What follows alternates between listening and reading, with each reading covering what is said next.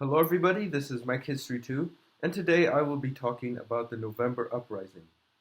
So after the partitions of Poland, Poland was conquered at the end of 1795. However, the Napoleonic Wars and Polish participation in the wars against Russia and Austria resulted in the creation of an independent Warsaw in 1807. However, after the Congress of Vienna in 1815, Warsaw was divided between Russia, Prussia, and Austria. Austria annexed territories in the south, Prussia took control over Poznan in the west, and the rest of Poland became a vassal of Russia. Soon after the Congress of Vienna, resolutions were signed, Russia stopped respecting them. In 1819, Alexander I, the Emperor of Russia, the Grand Duke of Poland, the King of Poland, and the Grand Duke of Lithuania abandoned liberty of the press in Poland and introduced censorship. Russian secret police commanded by Nichola I of Russia started infiltration and persecution of Polish organizations, and in 1821 the king ordered the abolition of Freemasonry. As a result, after 1825, sessions of Polish parliament were conducted in secret. Nicholas I of Russia crowned himself as King of Poland on May 24, 1829 in Warsaw. Despite numerous protests by various Polish politicians who actively supported the personal union, Grand Duke Konstantin Pavlovich of Russia had no intention of respecting the Polish constitution, one of the most progressive in Europe at the time.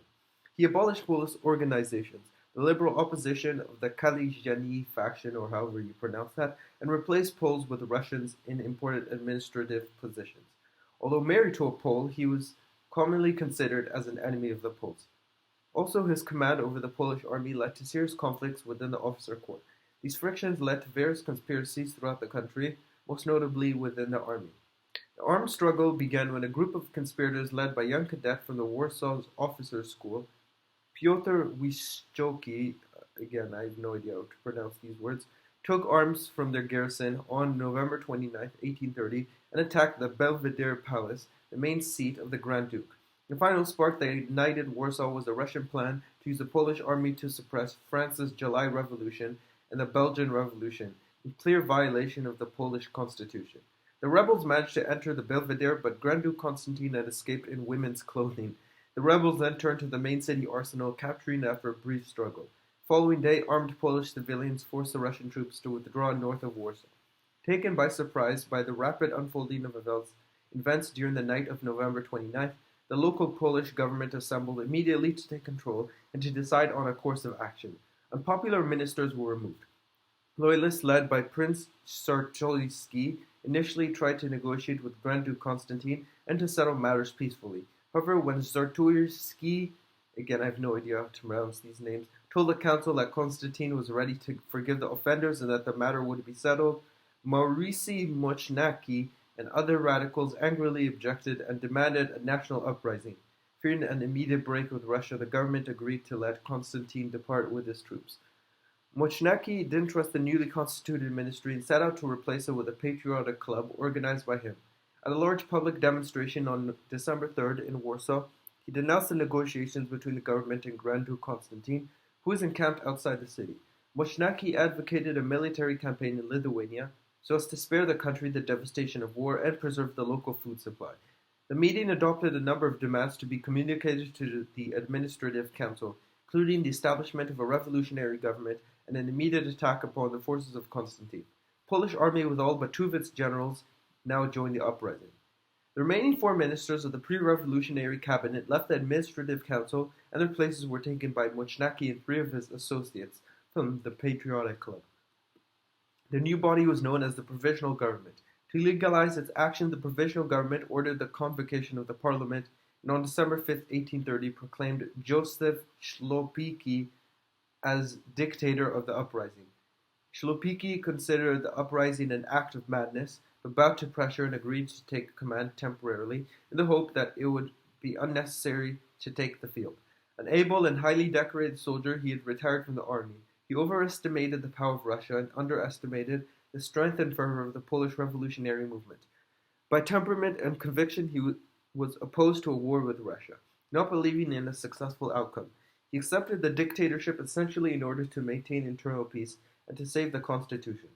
Now, believing that Nicholas was unaware of his brother's actions and that the uprising could be ended if Russia accepted the constitution, Szlopicki's first move was to send Prince Franciszek Ksawery II Lubecki Yeah, as you can see, my Polish is great, to St. Petersburg to negotiate.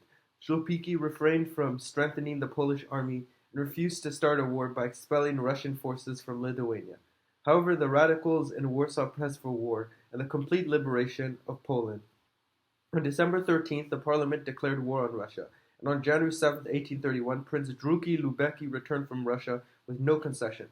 Nicholas demanded the complete and unconditional surrender of Poland, and announced that the Poles should surrender. His plans having failed, Szlopicki resigned the following day. Power in Poland was now in the hands of the Radical Patriotic Society, directed by Joachim Lelevo. On January 25, 1831, the parliament passed the Act of Dethronization of Nicholas I, which ended the Polish-Russian personal union and was equivalent to a declaration of war on Russia. On January 29th, the national government of Adam Jerzy Czartoryski was established, and Mikhail Gedeon Radziwiłł was chosen as successor to Szlopicki. Szlopicki was persuaded to accept active command of the army. It was too late to move the war to Lithuania. On February 4th, a 115,000-strong Russian army under Field Marshal Hans Karl von Diebitsch, that doesn't sound very Russian, crossed the Polish border. The first major battle took place on February 14th, 1831, close to the village of Stoczek. In the Battle of Stoczek, Polish cavalry under Brigadier Józef Wernicki defeated the Russian division of Theodor Geismar.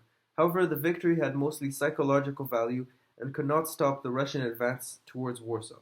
The subsequent battles of Dobre Wawer and Bialoleka were inconclusive. The Polish forces then gathered on the right bank of the Vistula to defend the capital. On February 25th, the Polish army of approximately 40,000 met a Russian force of 60,000 east of Warsaw in the Battle of Olszynka Grochowska. Both armies withdrew after almost 2 days of heavy fighting and with considerable losses on both sides. Over 7,000 Poles fell on that field, and the number of killed in the Russian army was slightly larger. Diebitsch was forced to retreat to Siedlce, and Warsaw was saved. Szlopicki was wounded in actions and his place taken by General Jan Skrzynecki, who, like his predecessors, had won distinction under Napoleon for personal courage. Disliked by Grand Duke Konstantin, he had retired from service. He shared with Szlopicki the conviction that war with Russia was useless, but with the opening of war, took command of a corps and fought creditably at Grochov. When the weak and indecisive Mikhail Radziwiłł surrendered the dictatorship, Skrzynecki was chosen to succeed him. He endeavored to end the war by negotiations with the Russian field commanders and hoped for foreign intervention. Under these circumstances, the war with Russia began to take on a somber and disquieting aspect. The Poles fought desperately, and attempts were made to rouse Volhynia, Podolia, Samogitia, and Lithuania. With the exception of the Lithuanian uprising, in which the youthful Countess Emilia Platter and several other women distinguished themselves, the guerrilla warfare carried on in the frontier provinces was of minor importance and served only to give Russia an opportunity to crush local uprisings. Notorious was the slaughter of the inhabitants of the small town of Ashmlani in Belarus. Meanwhile, new Russian forces under Grand Duke Michael Pavlovich of Russia arrived in Poland, but met with many defeats. Constant warfare, however, and bloody battles such as that at Ostroleka, in which 8,000 Poles lost their lives, considerably depleted the Polish forces. Mistakes on the part of the commanders, constant changes, and numerous resignations, and the inactivity of the commanders who continued to hope for foreign intervention added to the feeling of despair.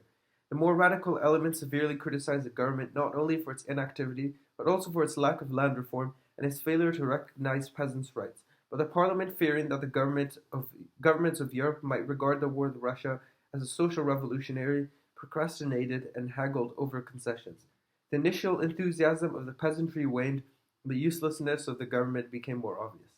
In the meantime, the Russian forces, commanded after the death of Diebitsch by General Paskevich, were moving to encircle Warsaw.